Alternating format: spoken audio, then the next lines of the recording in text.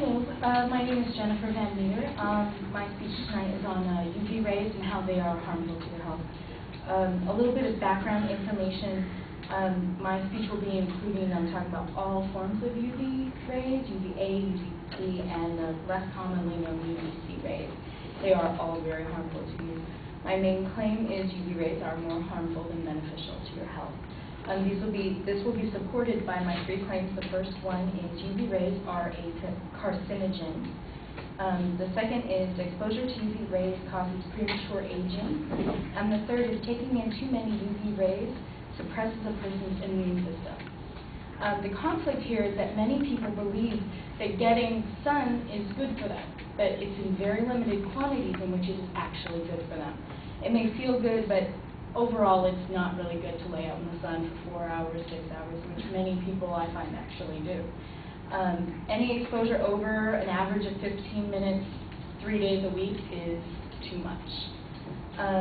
Many people don't realize this. That's why it's so popular for sun tanning, tanning beds, that kind of thing to happen all the time. When overexposing your body to UV rays from the sun, typically sunscreen will only deter the effects for a minimal amount of time. So if you're not applying every 30 minutes, you really will get into some health trouble. UV rays are considered a carcinogen. In a study conducted on toxicology and applied pharmacology at the University of Texas, they found that UV rays actually damage your DNA. And that is why you get sunburns, that's why you'll get liver spots and that kind of thing. I'll touch on that later. But what it does is it mutates your DNA. And this mutation is actually what's found in melanomas that are cancerous, skin cancer. Very bad for you. Also, when they're using UV rays in the medical field, they have found that even though it will kill the cancer that it's aimed at, it will typically bring about another form of cancer, or it'll speed the process in which the recurrence of that cancer that it killed comes back. Typically, in order to prevent this, you have to biopsy the areas every year. So if you're in your 20s and you get skin cancer, you'll have to deal with that for the rest of your life. You'll constantly be dealing with it. My second claim, exposure to UV rays causes premature aging. We've all seen the people, when you go out, that have leathery skin. They're very dark, very dark. That's from your skin trying to protect itself from the damaging rays in which you're exposing it to by sunshine. Like I said, in excess of 60 minutes per week will cause that kind of damage. And if you think about the amount of time that you yourself spend in the sun on a summer weekend, you can easily go over that 8 times. So you spend at least 8 hours in the sun on the summer weekend, which can be very damaging to your skin. Also, you can cause blindness. Cataracts are the #1 cause of blindness in the United States because people don't realize that the sun, even though it's damaging your skin, it's also damaging other parts as well. For my third claim, taking in too many UV rays suppresses a person's immune system. They actually did a couple of studies.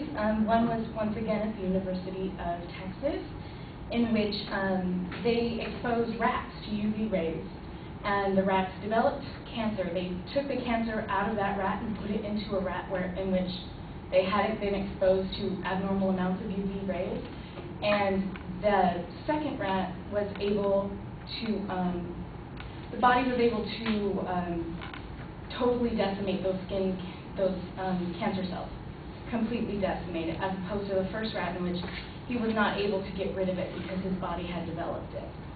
They did another study on humans, actually, humans with the herpes virus, in which they actually had them expose themselves to UV rays, and they all got cold sores. Every single one of them got cold sores. But then when they did not expose themselves to UV rays and put on sunscreen, they didn't get any at all. At all. So that just shows that if you're exposed to UV rays, you can reduce or suppress your immune system. You'll get more colds, you'll get more viruses and diseases. In conclusion, UV rays are harmful to a person's general health and physical well-being.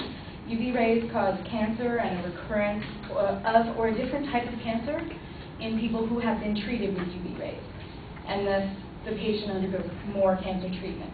UV rays will also make a person's body age faster superficially. So on the outside, you're going to look older.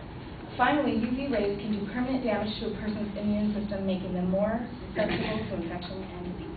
Thank you.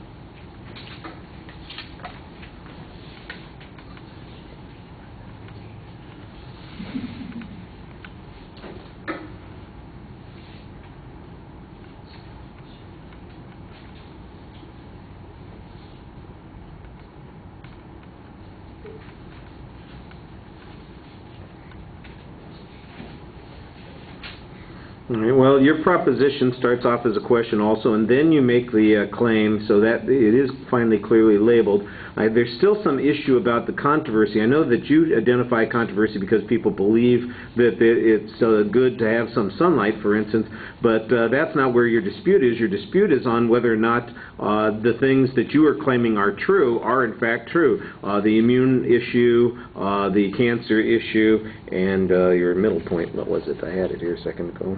Oh, premature aging.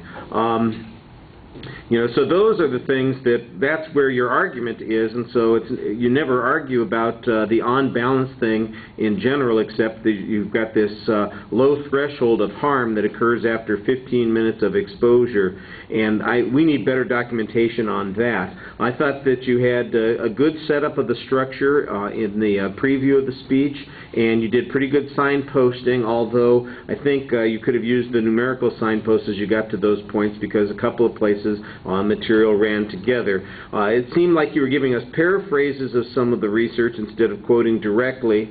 We had hypotheticals on that second point instead of any actual evidence on that point. So I think the generalizations are a little bit problematic. On the third point, it seems like you're making this inference on immune issues based on a rat study and based on people who already had herpes developing a cold sore because they went out in the sun.